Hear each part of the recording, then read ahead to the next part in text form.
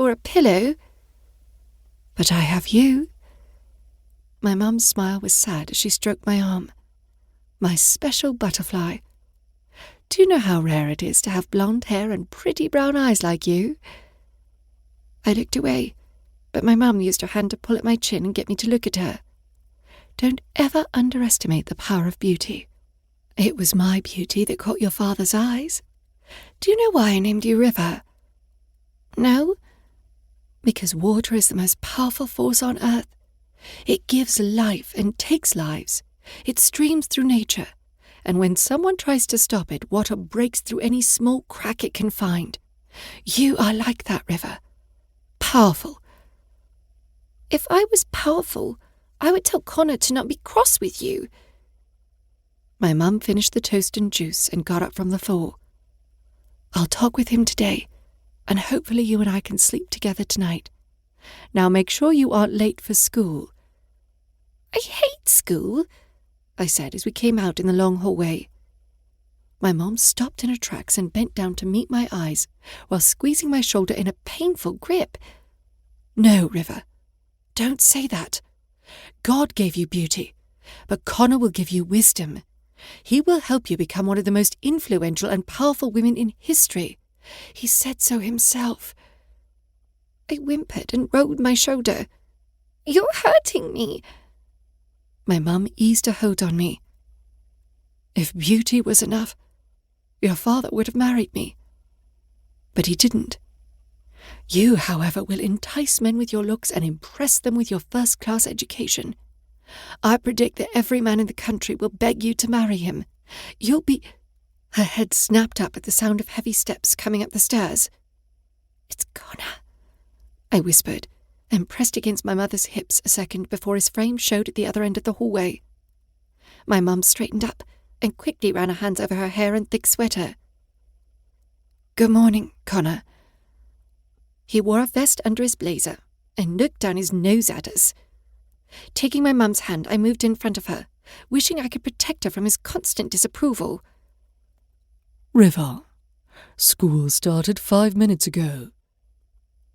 I looked down, with my lips sucked in and my face drawn tight like I was a window with blinds that I could shut.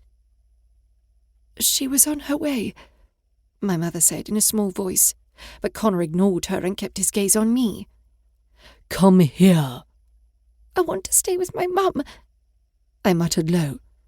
"Nonsense. Your mum can't even take care of herself." Connor reached out for me and pulled me from my mum with a steady hand that made me whimper.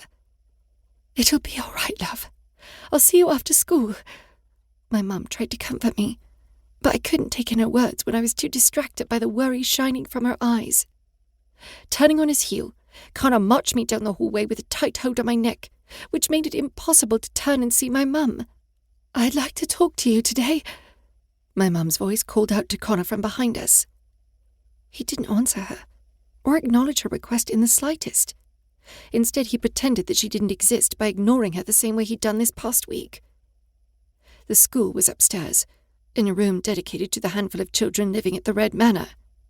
Connor's expectations for us to memorize world maps, speak several languages, and master advanced math and science meant grueling hours of school and homework. At dinner, I teared up when Connor asked me to remove my mother's chair and plate before we sat down. "Julie won't be eating with us." "Why?" I asked with my heart hammering. My mum had lost weight and needed to eat. She stood by the wall wearing the only set of clothes that she had left after donating all her designer clothes to the local shelter for women. Her eyes were downturned, and her shoulders drooped down. "Mum?"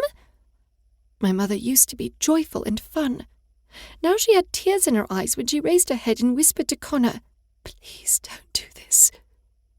"Mum," I took a step toward her. "We can share my chair. I don't mind." Connor's face was hard when he pointed to my mum. "I've told you that you're no longer part of this family. We don't tolerate thieves, so why are you still here?" At least 20 people were in the room watching my mum with solemn faces as her shoulders bobbed up and down from her crying. Looking around, I was hoping for someone to help her, but they all stood like statues with sadness marring their faces.